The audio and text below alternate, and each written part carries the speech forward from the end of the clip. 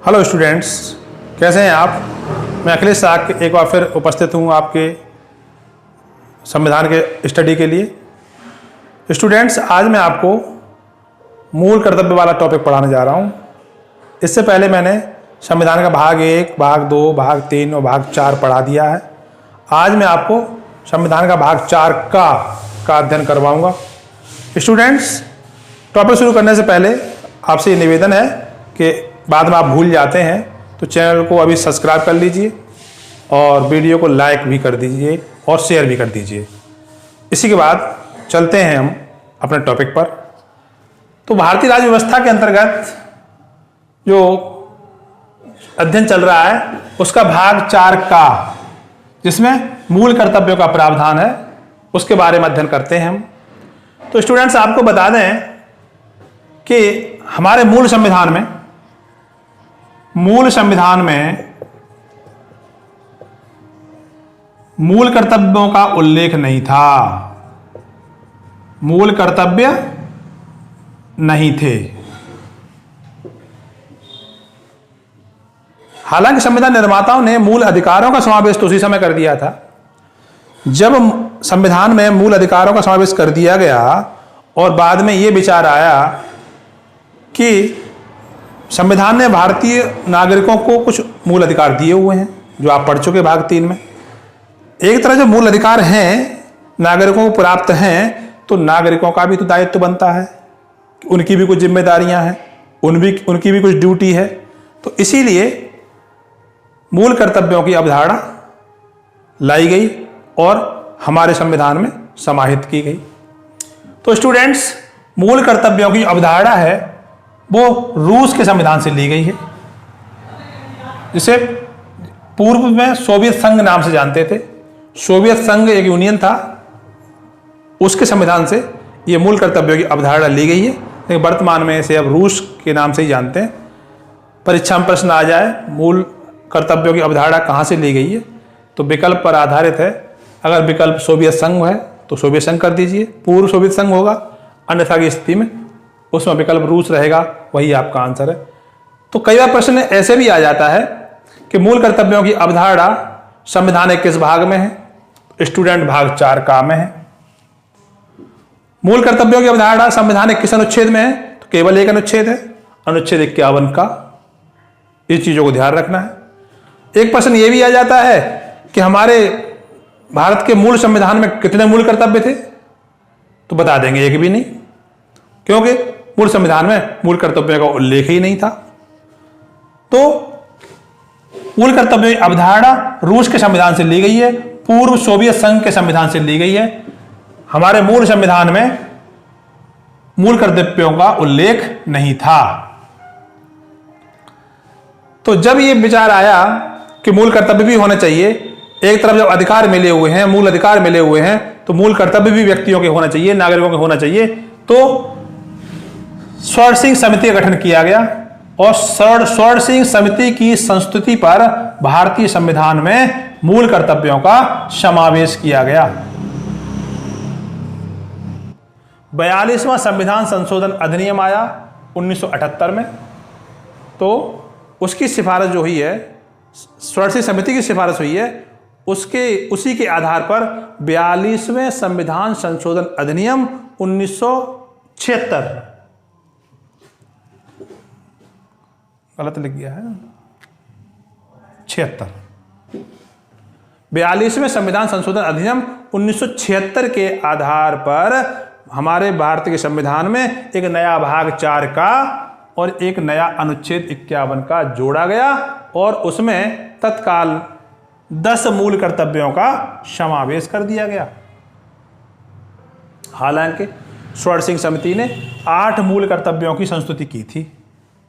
स्वर्ण सिंह समिति ने सुझाव दिया था कि 8 मूल कर्तव्य समाहित कर दिए जाएं, लेकिन गवर्नमेंट ने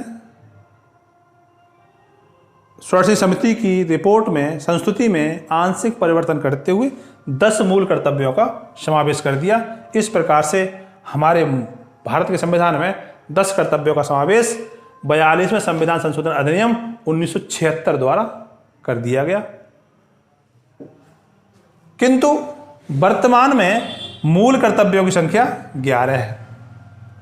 वर्तमान में 11 मूल कर्तव्य हैं और 11वां मूल कर्तव्य कब जोड़ा गया है? तो 86वें संविधान संशोधन अधिनियम 2002 के द्वारा 11वां मूल कर्तव्य अनुच्छेद 51 का ट में जोड़ा गया है। इस प्रकार अब हमारे संविधान में 11 मूल कर्तव्य हैं। तो स्टूडेंट्स, मूल कर्तव्य हैं, संविधान में मूल कर्तव्यों का प्रावधान है। उन सभी मूल कर्तव्यों का, 11 मूल कर्तव्यों का प्रत्येक भारतीय नागरिक को पालन करना चाहिए। किंतु संविधान में यह प्रावधान किया गया है कि कोई व्यक्ति मौलिक कर्तव्यों का पालन नहीं करता है तो उसे किसी प्रकार के दंड का प्रावधान नहीं दिया गया है। संविधान में मौलिक कर्तव्यों का पालन नहीं करने वाले नागरिक के लिए किसी प्रकार के दंड का प्रावधान नहीं है। इसके बाद आते हैं भारतीय संविधान के 11 मूल कर्तव्यों पर कि वो मूल कर्तव्य कौन कौन से हैं, क्या क्या हैं, जिनका पालन प्रत्येक नागरिक को करना है। अनुच्छेद 51 का के तहत जो 11 मूल कर्तव्य हैं उसका अनुपालन प्रत्येक नागरिक को करना चाहिए।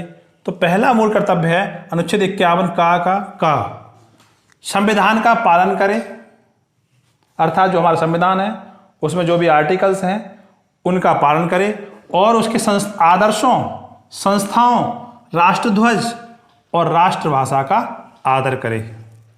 पहला मूल कर्तव्य ये है। दूसरा है स्वतंत्रता के लिए हमारे राष्ट्रीय आंदोलनों को प्रेरित करने वाले उच्च आदर्शों को हृदय में संजोए रखे और उनका पालन करें। जो हमारी स्वतंत्र राष्ट्रीय आंदोलन रहे हैं हमारे देश में, उनमें क्या प्रेरणा मिली, कैसे वो हुए हैं, उनके जो आदर्श हैं उनको अपने हृदय में संजो कर रखें, ये उसकी ड्यूटी है। प्रत्येक नागरिक का कर्तव्य ये भी है कि भारत की प्रभुता, सोवरेनिटी, एकता और अखंडता की रक्षा करें और उसे अक्षुण्ण बनाए रखे। अक्षुण्ण बनाए रखे मतलब उसको जरा भी नुकसान न पहुंचे। भारत की प्रभुता, एकता और अखंडता की रक्षा करना प्रत्येक भारतीय नागरिक का कर्तव्य है। अगला मूल कर्तव्य बताया है कि वह देश की रक्षा करे और आह्वान किए जाने पर राष्ट्र की सेवा करे। ये प्रत्येक भारतीय व्यक्ति का, भारतीय नागरिक का मूल कर्तव्य है। इसके बाद अगला है 5वां, भारत के सभी लोगों में समरसता, भ्रातृत्व यानी भाईचारे की भावना का विकास करे, जो धर्म, भाषा, क्षेत्र या वर्ग पर आधारित सभी भेदभाव से परे हो तथा ऐसी प्रथाओं का त्याग करे जो स्त्रियों के सम्मान के विरुद्ध हों। इसके बाद छठा मूल कर्तव्य है हमारी सामाजिक संस्कृति, कंपोसाइट कल्चर की गौरवशाली परंपरा का महत्व समझे और उसका परिरक्षण करे। जो हमारी पुरानी संस्कृति है, गौरवशाली परंपरा हमारे देश की है, उनका महत्व समझे और उन्हें बचाने का प्रयास करे। अगला मूल कर्तव्य है भारतीय नागरिकों का कि प्राकृतिक पर्यावरण को, जिसके अंतर्गत वन, झील, नदी और वन्य जीव हैं, इन सब की रक्षा करे और उसका संवर्धन करे तथा प्राणी मात्र के प्रति दया का भाव रखे। इसके बाद अगला मूल कर्तव्य है वैज्ञानिक दृष्टिकोण, मानववाद और ज्ञानार्जन तथा सुधार की भावना का विकास करे। इसके बाद एक और मूल कर्तव्य यह है कि सार्वजनिक संपत्ति को सुरक्षित रखे। सार्वजनिक संपत्ति, सरकारी संपत्ति है, उसको सुरक्षित रखे और हिंसा से दूर रहे।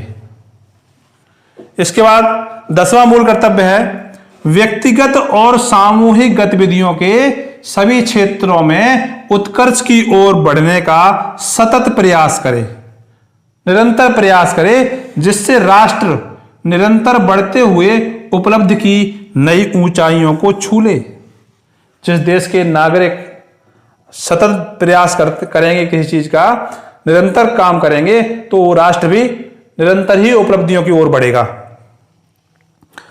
अंतिम और 11वां मूल कर्तव्य है जो 86वें संविधान संशोधन अधिनियम 2002 द्वारा जोड़ा गया है, वो है 6 से 14 वर्ष की आयु के बच्चों के माता पिता और प्रतिपाल्य के संरक्षक उन बच्चों को शिक्षा के अवसर प्रदान करें। तो स्टूडेंट्स, इस प्रकार से ये मूल कर्तव्यों का टॉपिक पूरा होता है।